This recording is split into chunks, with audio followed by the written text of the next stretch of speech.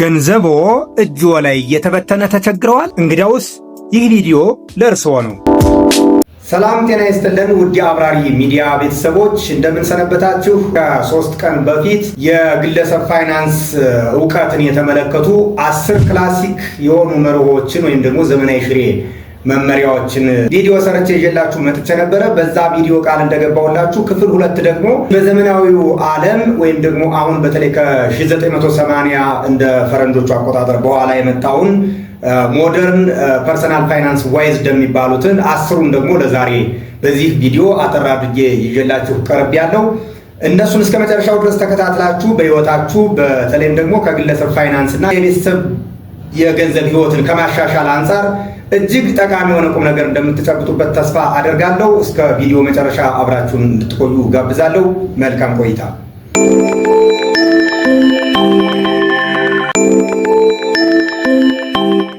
በጣም ጥሩ። እንግዲህ በዘመናዊው የግለሰብ ፋይናንስ ዕውቀት ዘንድ በጣም ከታወቁት ውስጥ የመጀመሪያው እንግዲህ ላውድ በጀት የምንለው ነው፣ ወይም ደግሞ በጀቲንግ ላይ ሞር ስትረስ ማድረግ።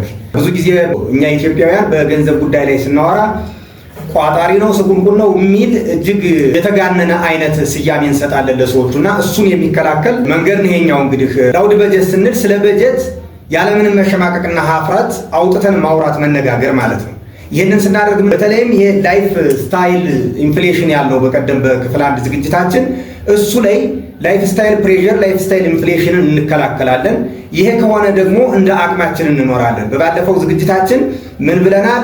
ሊቭ ቢሎ ዮር ሚንስ ያልነው ማለት ነው አንደኛ ዕውቀት ብለን ይህም ከዛ ጋር የሚሄድ ነው።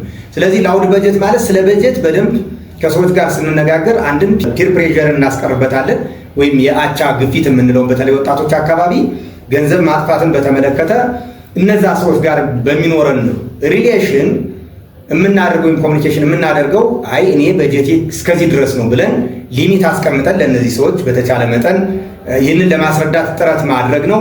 ይህም ስናደርግ እንግዲህ ኮንፊደንስ ቢውልድ እናደርጋለን። ምክንያቱም ሰው ስለ ራሱ በጀት ለሌሎቹ አይ እኔ ከዚህ ሊሚት ማለፍ አልችልም ሲል፣ ለምሳሌ ለመዝናኛ የሚያወጡትን ወጪ ሊሆን ይችላል፣ እንደዚህ በቱር አጋጣሚዎች ሊሆን ይችላል፣ ጉብኝት ላይ እንደዛ አይነት ነገሮች ላይ እኔ ከዚህ በላይ ሊሚት ልሄድ አልችልም በገንዘብ ጉዳይ ብሎ በጀቱን ለሌሎቹ ያለምንም መሸማቀቅና ማፈር አውጥቶ መናገር ማለት ነው። ይሄ ሲሆን ማንም ሊሚቱን ስለሚያውቅ በዚህ ኤክስትራቫጋንስ በሆኑ ጉዳዮች ላይ እሱን ጫና አያደርግበትም ማለት ነው። ይሄ የመጀመሪያው እንግዲህ ዘመናዊው ትውልድ እንድንጠቀማቸው ባለሙያዎች ከሚመክሯቸው የፐርሰናል ፋይናንስ ወይም የግለሰብ የገንዘብ ዕውቀት ጥበቦች መካከል አንደኛው ነው ማለት ነው። ሁለተኛው እንግዲህ ፌር ሙቭመንት ይባላል። ፌር ሙቭመንት ምንድነው? በተለይ ከጡረታ ጋር የተያያዘ ነው። በባለፈው ከጠቀስናቸው 10 ክላሲክ መኒ ኮማንድመንትስ ውስጥ ሁለተኛው ወይም ደግሞ ፔይ ዩርሰልፍ ፈርስት ከሚለው ጋር ይገናኛል። ምንድነው? በቁጠባ ዛሬ ያለንን ቆጥበን ነገ ከነገ በኋላ ምናልባት ተቀጣሪ ከሆን ከስራችን ቶሎ ሪታየር ማድረግ፣ ቶሎ ጡረታ መውጣትና ስራውን ለቀን በራሳችን ስራ የራሳችንን አኗኗር መከተል ማለት ነው። እዛ ላይ ሞር ፎከስ ያደርጋል ይሄ ፋየር ሙቭመንት እና ቶሎ በወጣትነት እድሜህ ቆጥብ፣ ከዛ ቶሎ እድሜህ ሳያረጅና ለስራ ያለህ ጉልበት ሳይቀንስ ሪታየር አድርግ፣ ከቅጥር ስራ ውጣና በራስህ መንገድ ቢዝነስህን እየሰራህ እያስኬድክ ኑር የሚል አይነት ፍልስፍና ያለው የግለሰብ ፋይናንስ አይነት ጄኔሬሽን ዋይ እና ጄኔሬሽን ዜድ የምንላቸው ሌላ ጊዜ በሰፊው የምናያቸው ይሆናል። ጄኔሬሽን ዋይ የምንላቸው በተለይ ከ1981 እንደ ፈረንጆቹ አቆጣጠር እስከ 1996 ባለው የዘመን ክልል ውስጥ የተወለዱ ሁነው ገንዘብ ላይ ሞር ሀስል የሚያደርጉ ናቸው።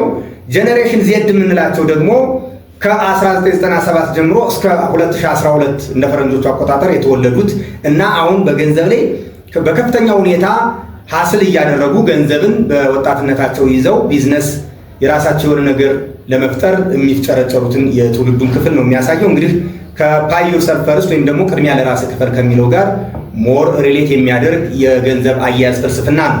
ሶስተኛው እንግዲህ ገንዘብ ምንም የስሜት ጉዳይ ነው። ገንዘብ አያያዝ ስሜታችንን ማኔጅ ማድረግ ስንችል፣ ኢሞሽናል ኢንተሊጀንሲያችን ሲያድግ የገንዘብ አያያዛችንን በዛው ልክ ያድጋል ብለው ነው የሚያስቡት። ምንድነው? ልማድ ምንጊዜም ከገቢ ይበልጣል። ሰው ብዙ ስላገኘ ብዙ አይቆጥቡም፣ ወይም ብዙ ስላገኘ ሀብታም ሊሆን አይችልም።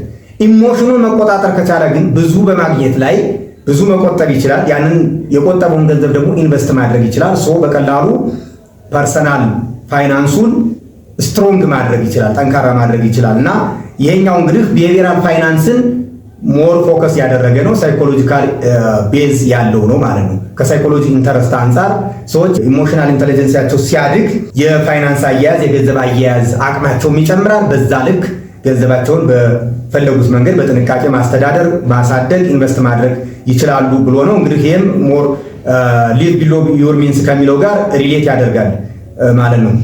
ሌላኛው አራተኛው ላይፍ ስታይል ትሪፕን ማስወገድ ነው። ከግል የህይወት ስታይላችን ጋር ፍልስፍናችን ጋር የሚሄድ ነው። ይህንን የግል የህይወት ፍልስፍናችን ብዙ ጊዜ በፋይናንስ ጉዳይ ላይ ገዳይ ነው። ላይፍ ስታይል ክሪፕ ኢዝ ዘ ሳይለንት ኪለር ይሉታል። ሳይታወቀን ነው የምናደርገው ይህን ነገር። ለምሳሌ እኔ ለሰዎች ሀብታም መስዬ ለመታየት የምፈልግ ከሆነ እዚህ ጋር ትልቅዬ ሰዓት አስራለሁ፣ በሺዎች አውጥቼ ገዝቼ እዚህ ጋር ትልልቅ የወርቅ ቀለበቶችን አስገባለሁ፣ እዚህ ጋር ትልቅ የወርቅ ሀብል አስራለሁ። በቃ ላይፍ ስታይሌ በሙሉ የሀብታሞች ነው። ነገር ግን ኢመርጀንሲ ኬዝ በሚያጋጥሙ ሰዓት ምንም አይነት ነገር አይኖረኝም ማለት ነው። ስለዚህ ብዙ ገቢ ያገኛችሁ ማለት ፎር ዘ ታይም ቢይንግ የሆነ ገቢ ልታገኙ ትችላላችሁ። ያ ገቢ ያገኛችሁ ማለት ግን እናንተ ያንን ገቢ መልሳችሁ ወጪ ማድረግና የሀብታሞችን ላይፍ ስታይል ማሳየት አለባችሁ ማለት አይደለም ነው የሚለው። ይሄ ከሆነ ደግሞ ከምናገኘው ላይ ሴቭ የማድረግ አዌርነስን ማሳደግ፣ ሰስቴኔብል የሆነ ፋይናንሻል ሊቪንግን ማስቀደም፣ ኤክሰርሳይዝ ማድረግ። ኦኬ ዛሬ ይህንን ሁሉ አወጣው፣ ነገ ከነገ በኋላ የሆነ ችግር ቢገጥመኝ ህይወቴን እንዴት እመራለሁ የሚለውን ነገር ታሳቢ ማድረግ ያስፈልጋል ማለት ነው።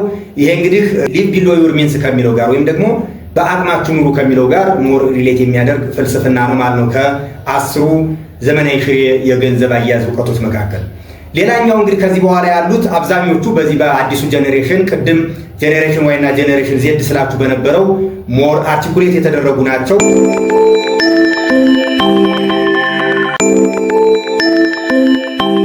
በጣም ጥሩ ውድ አብራሪ ሚዲያ ቤተሰቦች፣ እንግዲህ ዛሬ በዘመናዊው የግለሰብ ፋይናንስ እውቀት ላይ ነው ይህንን ቪዲዮ እየሰራን የምንገኘው። ለአብራሪ ሚዲያ አዲስ የሆናችሁና ዩቲዩብ ላይ ቁም ነገር ለማየት የምትመጡ አብራሪ ሚዲያን ሰብስክራይብ በማድረግ ቤተሰብ ሁኑን። እንዲሁም በተከታታይ የምንለቃቸው ቁም ነገር አዘል ቪዲዮዎች በኖቲፊኬሽን መልኩ እንዲደርሷችሁ የደወል ምልክቷን በመጫን አሁንም ቤተሰብነታችሁን አጠናክሩ። በምሰራቸው ቪዲዮዎች ላይ ለሚኖራችሁ አስተያየት ደግሞ የኮሜንት መስጫውን እንድትጠቀሙ በዚሁ አጋጣሚ ጠይቃችኋለሁ። አምስተኛው ስልካችሁን እንደ ባንክ አካውንታችሁ ተጠቀሙበት ነው የሚለው። ስልካችንን ለቁጠባ ለኢንቨስትመንት ሞር ከመጠቀም ጋር ከአውቶሜሽን ጋር የተያያዘ ነው። እንግዲህ አውቶሜሽን ምንድነው?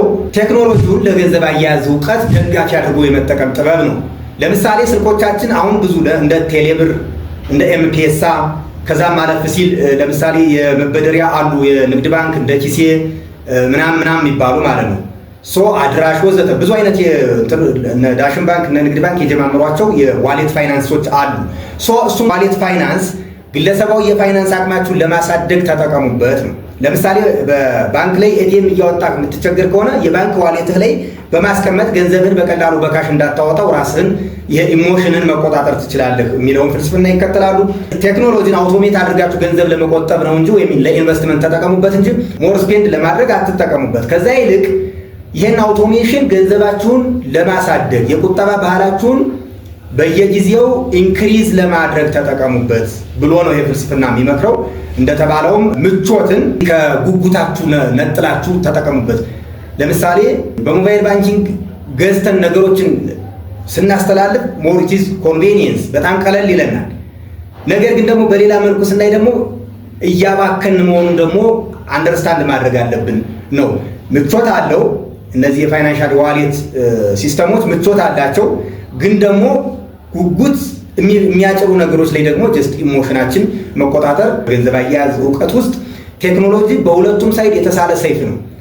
በአግባቡ ከቆረጣችሁበት ትጠቀሙበታላችሁ፣ ያለ አግባብ ከቆረጣችሁበት ደግሞ ትጎዱበታላችሁ ማለት ነው። ያ ማለት እንግዲህ ይሄ ዋሌትን እንደፈለገ ገንዘብ ለመበተን የምትጠቀሙበት ከሆነ ኢትስ ዳንጀረስ።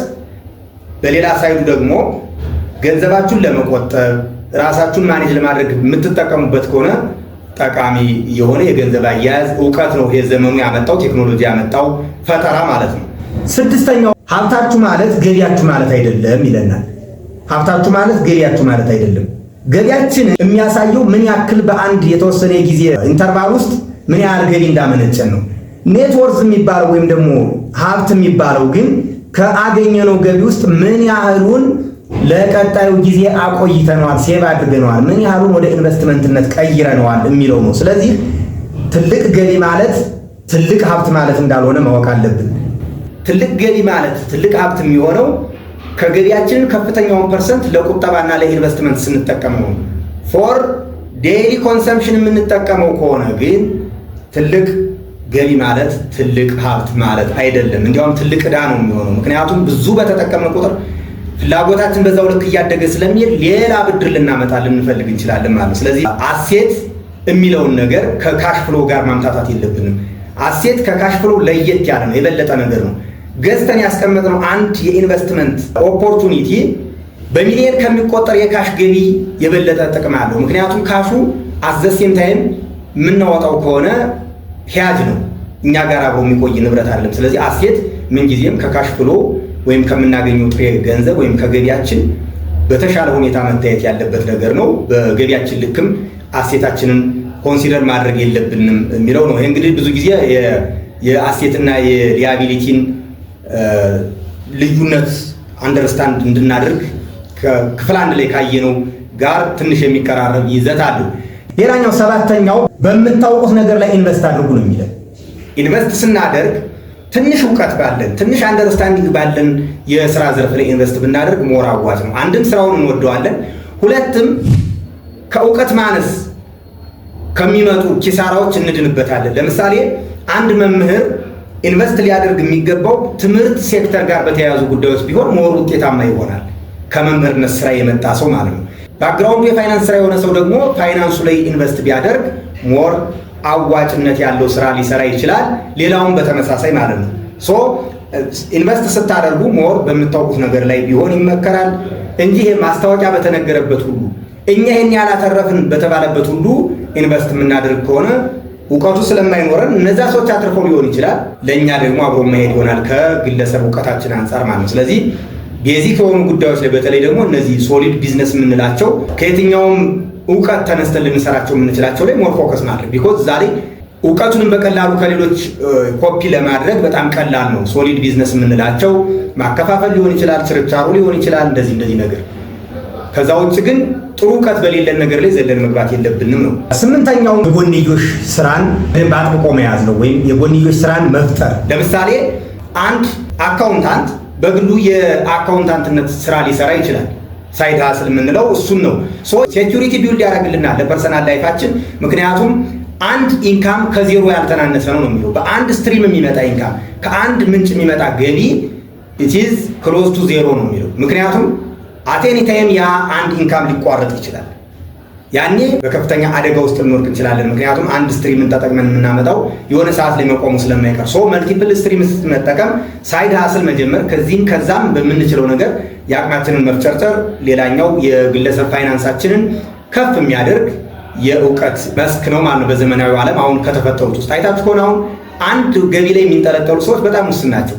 ግማሹ በጎን ተፍተፍ ይላል ሙያ ለመልመድ፣ ግማሹ ደግሞ በጎን የሆነ ስቴት ለመጨመር ተፍተፍ ይላል። ይሄ መለመድ ያለበት ነገር ነው ማለት ነው። ዘጠነኛው እነዚህኞቹ በተለይ ደግሞ በጣም ሪሰንት ናቸው። ይሄ ዘጠነኛና አስረኛ የምንላቸው። ይሄኛው ዘጠነኛው ታማኝነትና በማህበረሰቡ ላይ መሰረት ያደረገ ቢዝነስ ማራመድ ነው። እንግዲህ ምንድነው ስንሰራ ማህበረሰቡን የሚጠቅም ነገር ላይ መሰረት አድርገን ብንሰራ መልካም ነው፣ ዘላቂነት የሚኖረዋል ነው። በተለይ ደግሞ አሁን ያው ገንዘብ መጀመሪያ ከቆጠብን በኋላ ወደ ኢንቨስትመንት አይደል የምንወስደው። ኢንቨስት ስናደርግ ደግሞ የማህበረሰቡን እሴት የጠበቀ ማህበረሰቡን ተጠቃሚ የሚያደርግ ነገር ዛት ሚንስ ችግር ፈች ነገር ማለት ነው። ችግር ፈች እንግዲህ ቢዝነስ ተደጋጋሚ እኔ እናገራለሁ፣ ሌሎችም የቢዝነስ ባለሙያዎች የሚሉት ምንድነው ቢዝነስ ሚንስ ጀስት ሶልቪንግ አ ፕሮብሌም፣ ችግርን መፍታት ነው ቢዝነስ የሚሆነው። ችግርን መፍታት ከሆነ ኮሚዩኒቲውን በደንብ ሰርቭ የሚያደርግ ቢዝነስ ላይ መሳተፍ፣ ከማህበረሰቡ ጋር ደግሞ ኦፕን የሆነ ኮሚኒኬሽን እንዲኖረን ማድረግ፣ ስለ ገንዘብ ደግሞ በደንብ ያለምንም መሸማቀቅ ማፈር ማውራት። ቅድም ላውድ በጀቲንግ ብለናል። አንደኛ ዋይዝደም ላይ ላውድ በጀቲንግን እዚህ ጋርም አይነኬ የመሰለውን ነገር ጀስት ለማህበረሰቡ ማካፈል። ያ ሲሆን ምንድነው አካባቢያችን ስንቀይር እኛም እዛ ሰርክል ውስጥ ስንሆን በገንዘብ ጉዳይ ላይ በጀት ለማድረግ አንቸገርም። በነገራችን ላይ የማህበራዊ ተጽዕኖ ቀላል አይደለም፣ እንደ ቀላል የምናየው ነገር አይደለም። በጣም በተለይ ሀገር ላይ ለረጅም ጊዜ ተከማችቶ የቆየ ይሉኝታ የሚባል ነገር አለ። እሱ ነገር ደግሞ ካልተሰበረ በገንዘብ አያያዝ ህይወታችን ላይ በጣም በከፍተኛ ሁኔታ ቤተሰቦቻችን በትልቁ የሚቸገሩበት አንደኛው የገንዘብ አያያዝ ችግር ይሄ ነው። እኛም የነሱ ልጆች ነንና እንደዚህ አይነት ነገር ላይ በብዙ ጊዜ በተለይ በእነዚህ በገንዘብ ሸዋጆች ወይም ስፓም በሆኑ አካላት የምንሸወደው እንደዚህ አይነት ነገር ላይ ይሉኝታ የሚለው ነገር እንዳያጠቃል። ስለዚህ የትራንስፓረንሲና ኮሚዩኒቲ ላይ ኮሚዩኒቲው ጋር በደንብ ኮሚኒኬት አድርጎ ቢዝነሱንም ከኮሚዩኒቲው ጋር እንዲቀበለው አድርገን መስራት ማለት ነው። እንዲቀበለው አድርገን መስራት መቻል እንዳለብን ነው ይሄኛው ዕውቀት የሚመክረን።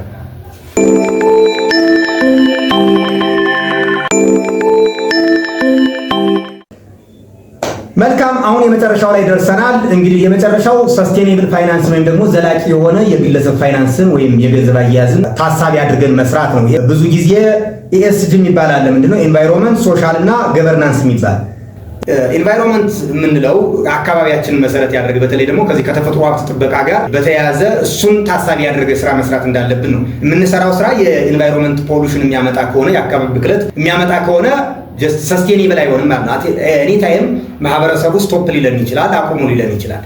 ሶሻል የምንለውም የሶሻል ኖርሙን ያልተጋፋ ለምሳሌ አራጣ በዳሪ ከሆን እኔ አንድ የማስታውሰው ኬዝ አለ። በዚሁ አጋጣሚ ገጠር አካባቢ ነው። አራጣ በዳሪ ግለሰብ ነበርና የሆነ ሰዓት ላይ ከማህበረሰቡ ጋር ተጋጨ፣ በዚሁ በአራጣ ብድር ዙሪያ ማለት ነው። እና በአንድ አዳር ነው የሰበሰበውን ሀብት ኦልሞስት ለ50 ዓመት የሰበሰበውን ሀብት በአንድ አዳር ማህበረሰቡ አውድሞት አደረ ማለት ነው። ወንጀል ነው። በዛ ደረጃ የሚደገፍ ሀሳብ ነው አይደለም። ግን ከማህበረሰብ ጋር መጣላት ደግሞ ቢዝነሳችንን የሚጎዳ ጉዳይ ነው እና እንደዚህ አይነት ነገሮች ላይ አለመሳተፍ ይመረጣል ነው። ይሄ ትክክለኛ እንደውም አሁን ቅድም ብያችኋለሁ።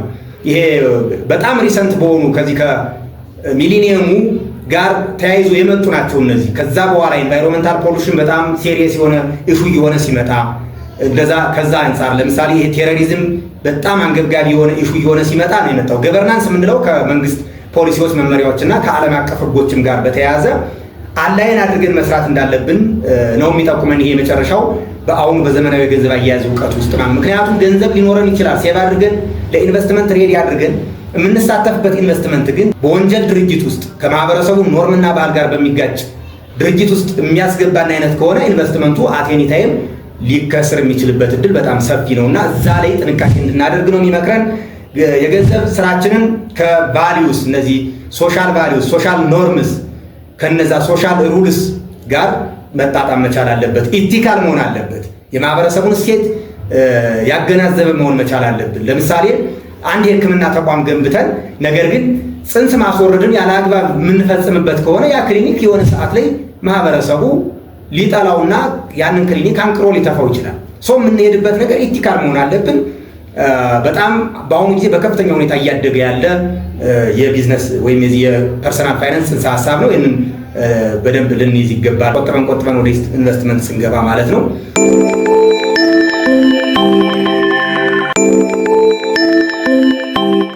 መልካም ውድ አብራሪ ሚዲያ ቤተሰቦች ለዛሬ ያስኩላችሁ ይህንን ይመስል ነበረ። የቁም ነገር እስከ መጨረሻው ድረስ ተከታትላችሁ በግል ህይወታችሁ ላይ ተግባራዊ በማድረግ እንደምትጠቀሙበት ባለሙሉ ተስፋ ነኝ። በሌላ ቪዲዮ እስከምንገናኝ ድረስ ለአብራሪ ሚዲያ አዲስ የሆናችሁ አብራሪ ሚዲያን ሰብስክራይብ በማድረግ ቤተሰብ እንድትሆኑ እንዲሁም በቪዲዮዎችና በምሰራቸው ሀሳቦች ላይ ለሚኖራችሁ ኮሜንት የኮሜንት መስጫውን እንድትጠቀሙና በተከታታይ የምንለቃቸው ቁም ነገር አዘል ቪዲዮዎች እንዲደርሷችሁ ደግሞ የደወል ምልክቱን በመጫን ቤተሰብነታችሁን አጠናክሩ። እንዲሁም አብራሪ ሚዲያ በሳምንት 7 ቀናትን ላይቭ የምንገባ መሆኑን በተለይ በጠዋቱ 4 ሰዓት ተኩል እስከ 6 ሰዓት ተኩል እንዲሁም ማታ ምሽት ከ3 ሰዓት ጀምሮ እስከ 5 ሰዓት እና እስከ 6 ሰዓት ድረስ ላይቭ የምንገኝ መሆኑን በዚሁ አጋጣሚ ለመጠቆም እወዳለሁ። በሌላ ቪዲዮ እስከምንገናኝ ድረስ ባይ ባይ።